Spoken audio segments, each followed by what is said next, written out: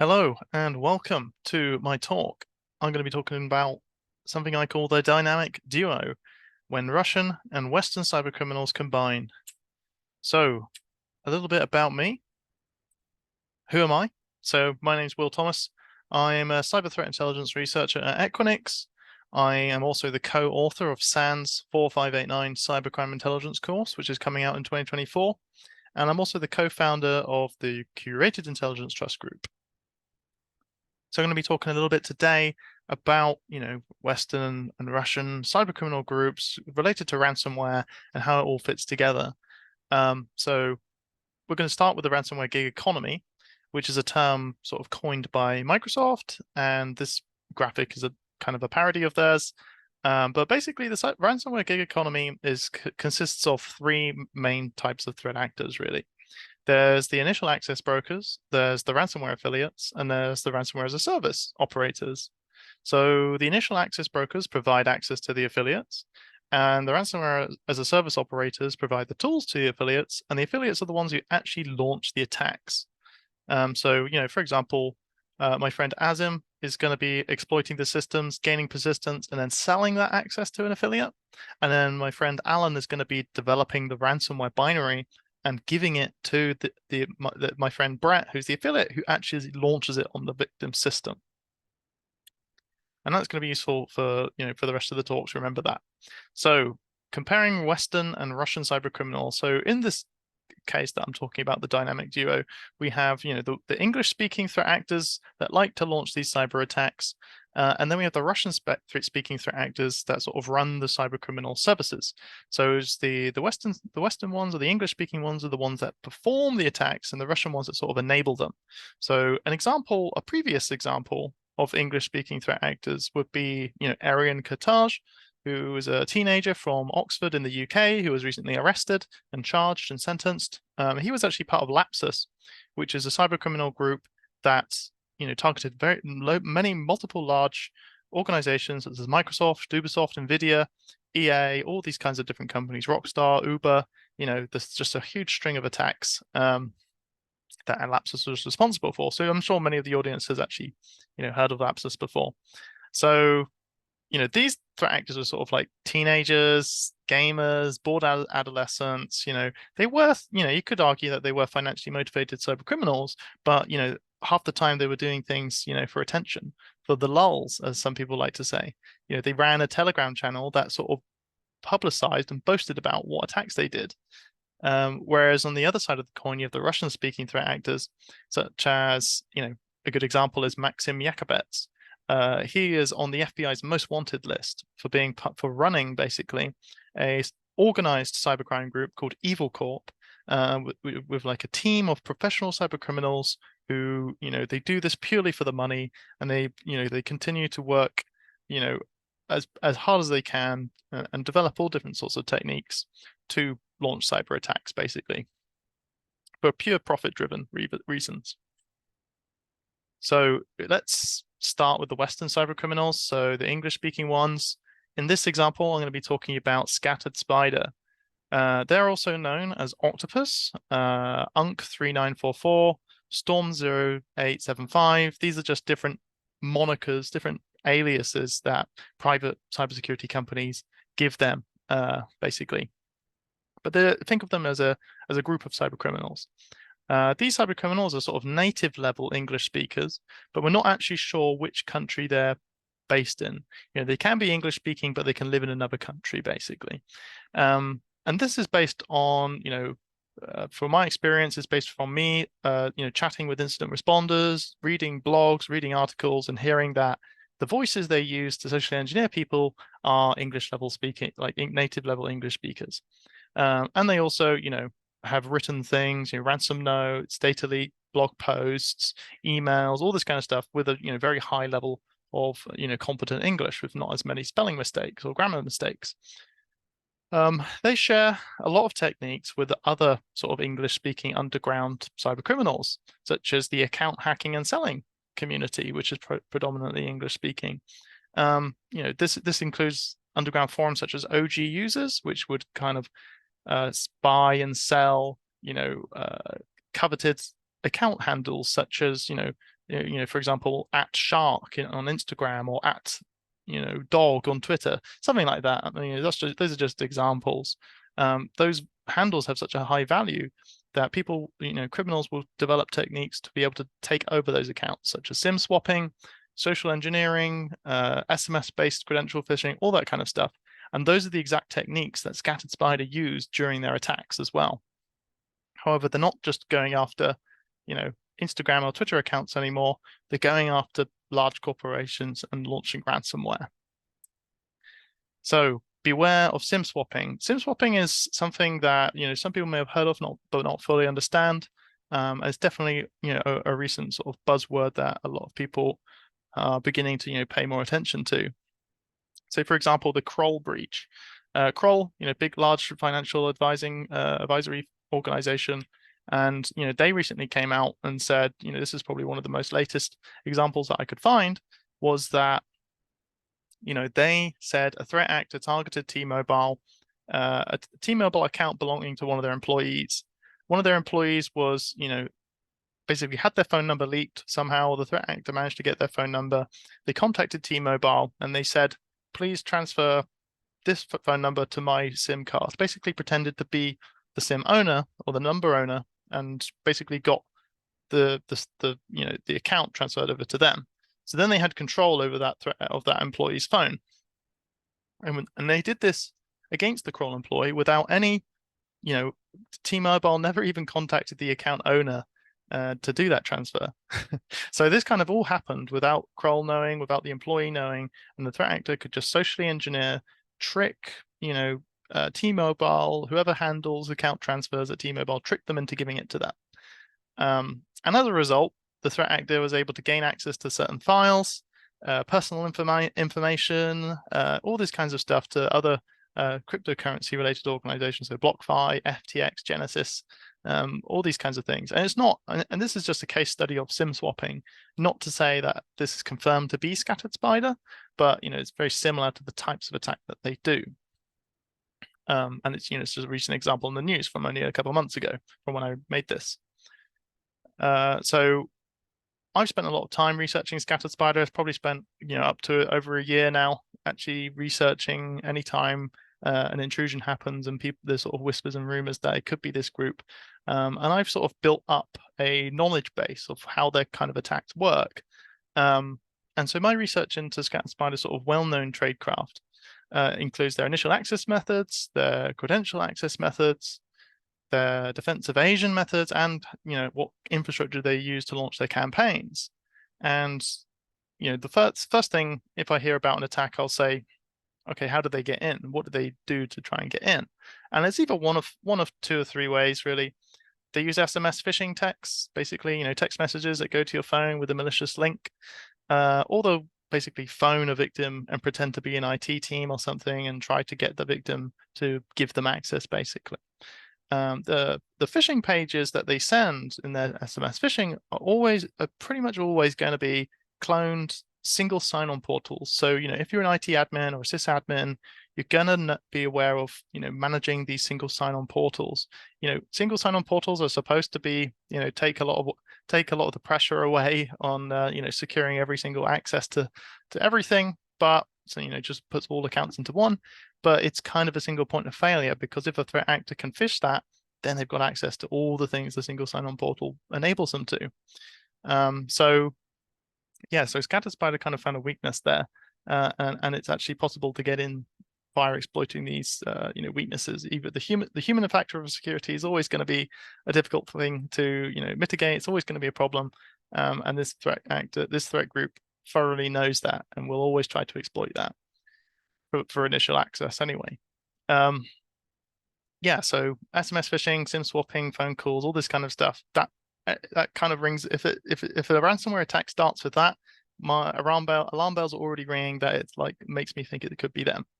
And then once they're actually inside the environment, they will then begin to do things like deploy remote monitoring and management tools, sometimes deploy drivers, malicious signed drivers or vulnerable signed drivers, even bootkits.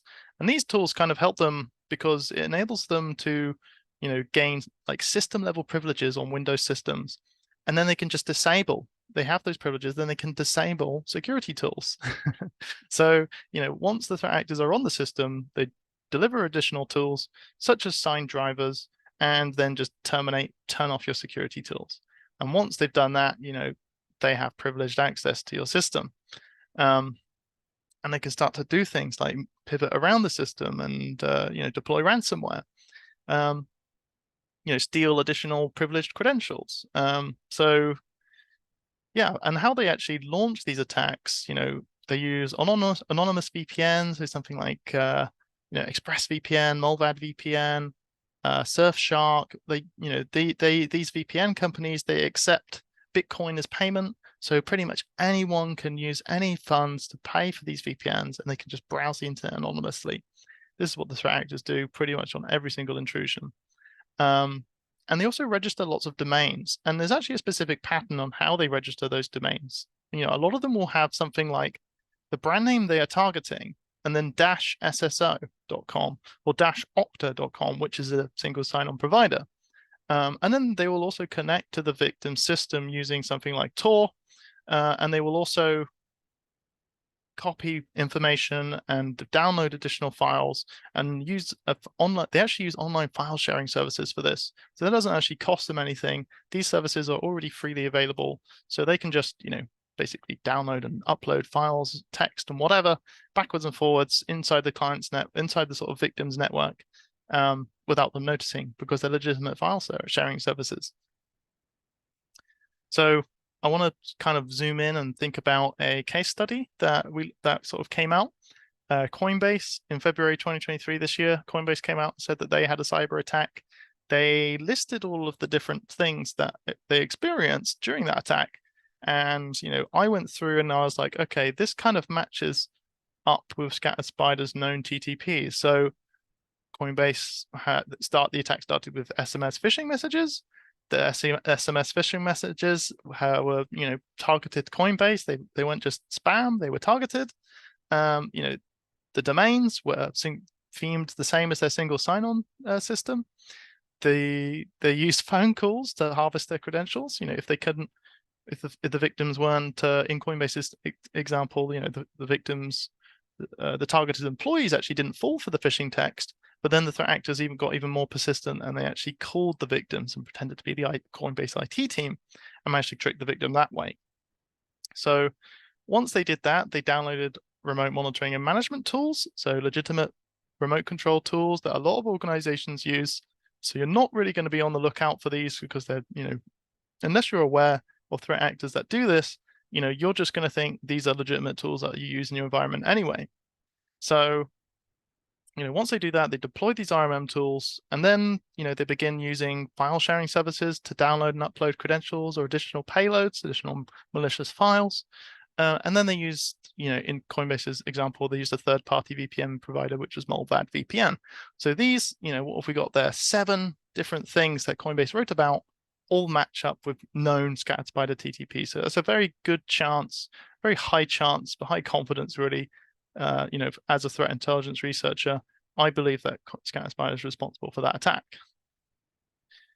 So let's look at another case study to sort of, this is where I first began to think, okay, maybe ScatterSpider, these Western English-speaking cybercriminals, have actually joined hands. They've joined and colluded with Russian cybercriminals.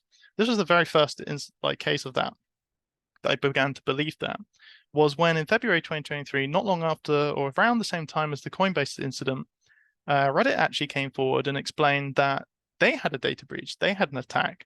The employees were sent, phishing messages.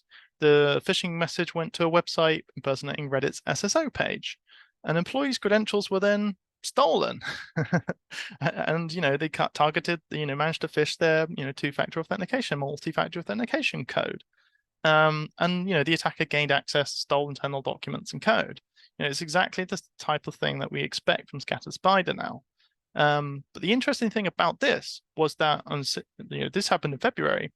In June 2023, so not that long ago from when I'm recording this now in September, the threat actors then actually, suddenly on the BlackCat Alpha/BlackCat ransomware group, they said they claimed that they had Reddit's files. And I was like, okay, that's interesting, because I thought Scattered Spider did the attack, not BlackCat. But then, the message that came up on BlackCat's site was, written in very coherent English compared to their other posts that I looked at. And they also say that the operators broke into Reddit on the 5th of February and stole 80 gigabytes of data. And that's exactly the same time as Reddit, disclosed when they had their breach. So it's the same. Whoever attacked Reddit in February is also the one who's connected to the BlackCat ransomware group. And they also demanded a $4.5 million ransom. Don't forget that. So these are very, this is what we call big game hunting ransomware groups, basically. They target the largest organizations, they demand millions of dollars, and, sometimes they get it, sometimes they don't. They only need a few payouts before they're very, very rich, right?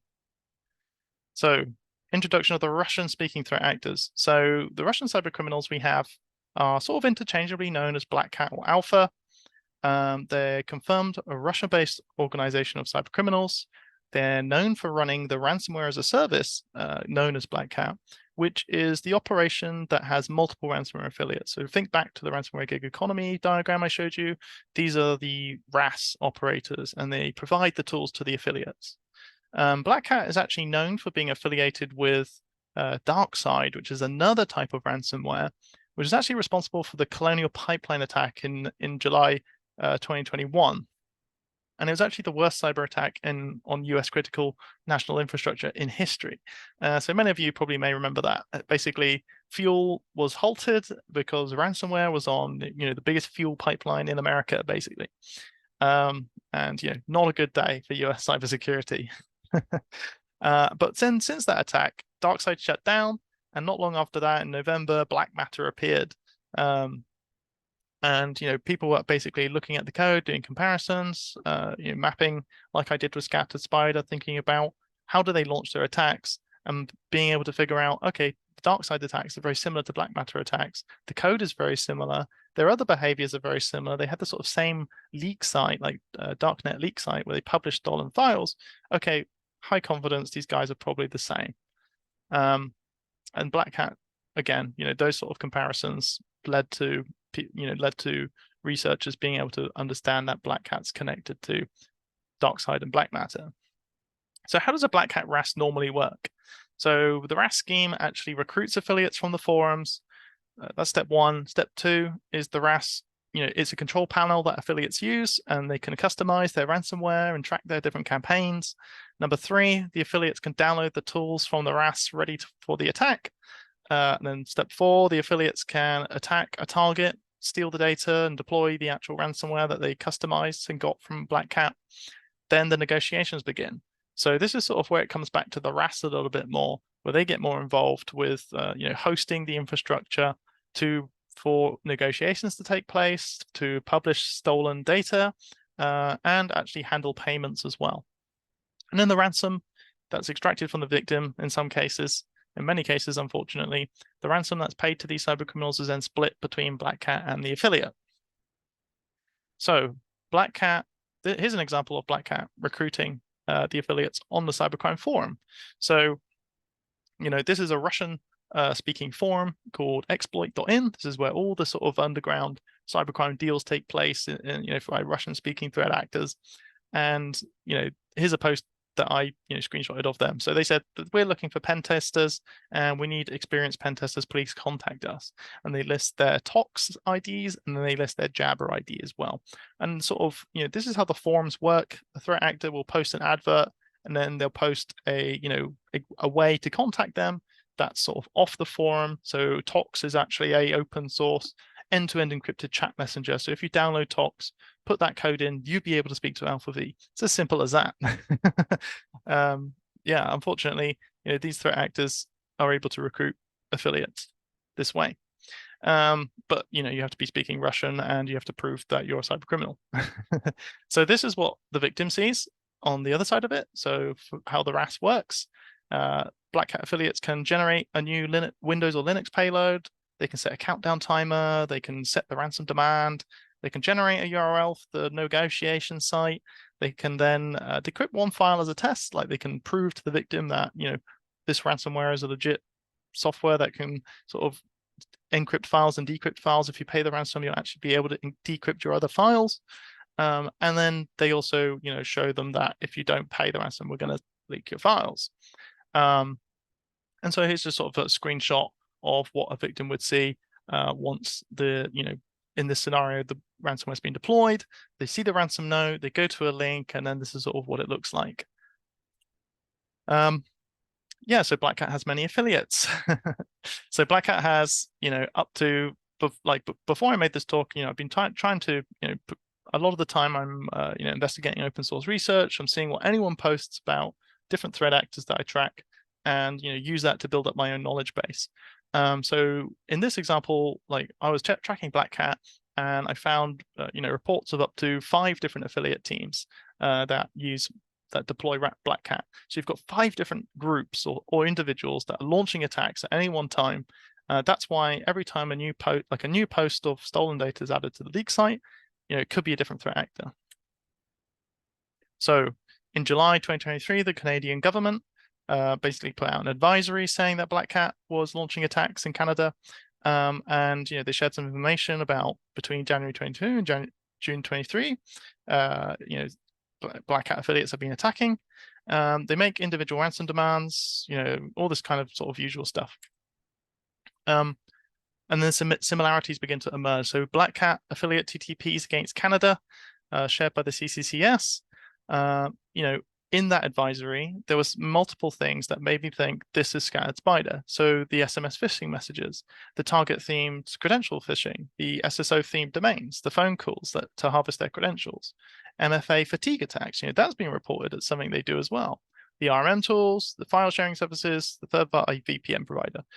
We've got 8 different things there that line up with how Scattered Spider operates. They may change things in and out here and there. They may use a different RMM tool. They use up to 20 different RMM tools in reality, because if one's blocked, they just deploy the next. They just keep going until they can eventually get through. Same with file sharing services. They just rattle on through the list of them until they eventually get access. So basically, at the end of the day, this is a combined dangerous threat, really. Scattered Spider's highly effective methodology to access a company, combined with the effectiveness of ransomware and by BlackCat, which is one of the most experienced threat actors and threat groups to run ransomware campaigns for the last 2-3 years. And this is basically highly likely to continue acting as a successful extorting scheme, getting victim companies to pay for ransoms. Scattered Spider and BlackCat is a dangerous combination. And I think even recently in the news, there's been hints that they might have been responsible for some very large attacks against some casinos in Vegas, potentially. So how to mitigate this threat? Basically, here's some examples of what you can do depending on the size of your organization. I recommend security awareness training, trying to warn people about SMS phishing attacks, report voice phishing and SMS phishing. You can try and do some purple teaming, bit of adversary emulation, checking your defenses. If you did all those things that Scattered Spider did against your organization, would you get in or would you not? And if you did, what areas are lacking there that you should bolster? And then instant response teams, they can do some tabletop exercises. What happens if an employee gets SIM swapped? What's your business response plan? What's your continuity plan if your CEO gets SIM swapped? All that kind of stuff.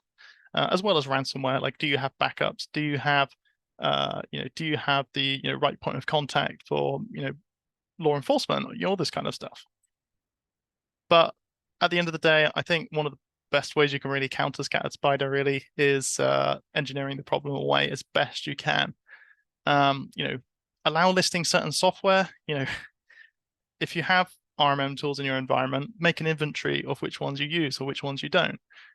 If you only use one or two different RMM tools, basically create an alert if any of the others get downloaded, because if they're not on your list of allowed software, why are they being deployed? These legitimate software are now indicators of an attack is taking place.